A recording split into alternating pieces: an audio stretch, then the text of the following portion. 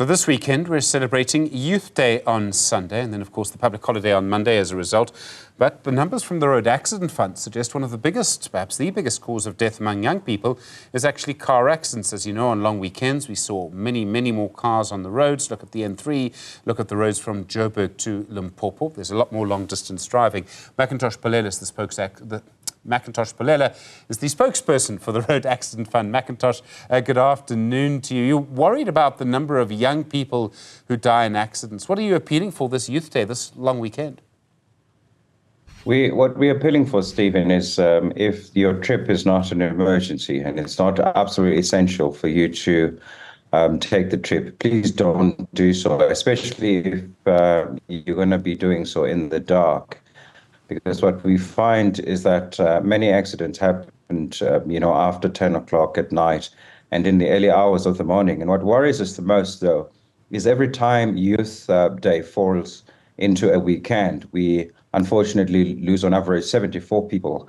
And most of those people are young people that we classify as youth. So, I mean, particularly that driving at night, we see, I hate the idea of, and this happens so often, we wake up in the morning and you start to see the first report, and it's so often a minibus taxi and a truck. Trucks play a big role, taxis play a big role, but so do other vehicles as well. No, definitely, Stephen. It's overall many vehicles, but what we're picking up is that it's mostly young people between the ages of 15 and 34. And now those people are just starting their lives, and people in their 30s are just starting their families. They have so much to look forward to. And if you're 15 years old, you're looking to finish school one day and make a career. And these are the people we're looking to contribute to the future of this country. And unfortunately, we're losing them, in big numbers. Of the total number of people that we lose, 40% are young people. Now, that's a staggering figure, and we're trying to appeal to them to say, if you're going to have fun and partake in alcohol beverages, rather do so in the safety of the home or your friend, where you don't need to drive, at night. And if you decide to drive, please, have a designated driver. At least make sure that one of your friends doesn't drink alcohol. For many, many years, insurance companies have charged younger people higher insurance premiums for cars.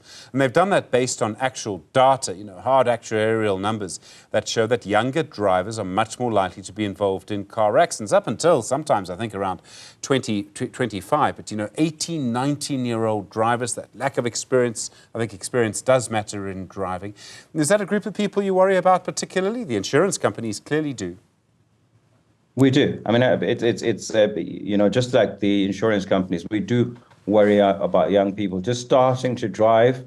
It's all exciting, and they do so recklessly. And also, unfortunately, those are the kind of people that are likely to, they are freshly out of school. They are experiencing in alcohol and other drugs. And unfortunately, more often than not, it ends in tragedy, as the numbers speak for themselves. 40% of them end up either maiming and killing themselves. I'm including the word maiming because, unfortunately, Stephen, this is the category of groups that claim the most from us as well. Funny enough, the 15s to 34-year-olds are the majority that claim from the Road Accident Fund. I wonder sometimes, I think our driver's license system and the test, I think it's probably older than our democracy. I hate to say that, but I think it's been going for a very long time. I wonder if there may be changes we can make to the way we teach young people in particular to drive. And I know that many people will oppose this, but maybe we need a tougher test, a tougher driver's license test. In some countries, your car has to be checked every year. You have to go for regular driver's license testing every 5 years. I think that would be difficult, but I wonder if that's something we need to do. Well, that's something that definitely, as you say, they will oppose. But, we have the demerit system coming in, and it will test a lot of people.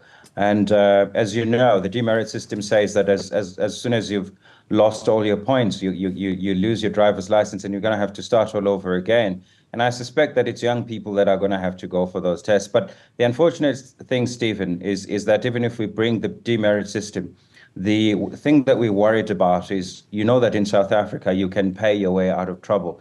Unfortunately, some of our traffic cops, and many of them, are susceptible to taking bribes and, on you go. And we're wondering if stiffer penalties and, more law enforcement is going to work. I doubt it at this point, but we'll see when it comes in. And, you know, the jury is out on that. But we just, for this weekend, we're seriously worried about young people, and we don't want to lose more of them. McIntosh Polela, thank you, spokesperson for the Road Accident Fund. Let's hope that we get a safe weekend, particularly for younger people.